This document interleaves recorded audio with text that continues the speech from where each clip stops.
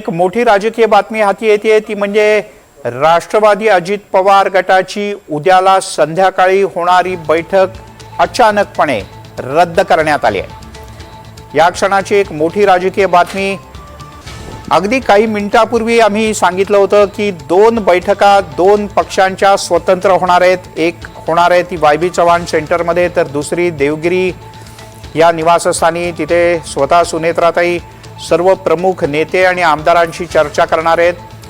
संध्याकाळी 5 वाजता देवगिरी या सुनेत्राताईंच्या निवासस्थानी बैठक होणार होती, पण आता काही वेळ आधी पुन्हा एकदा आमदारांना बैठक रद्द करण्याचे निरोप पाठवण्यात आले आहेत। एवढंच नाही तर उद्याची बैठक उद्याला न होता आता पुढच्या काही दिवसात मुंबईतच होईल असं सूत्रांचं म्हणणं आहे।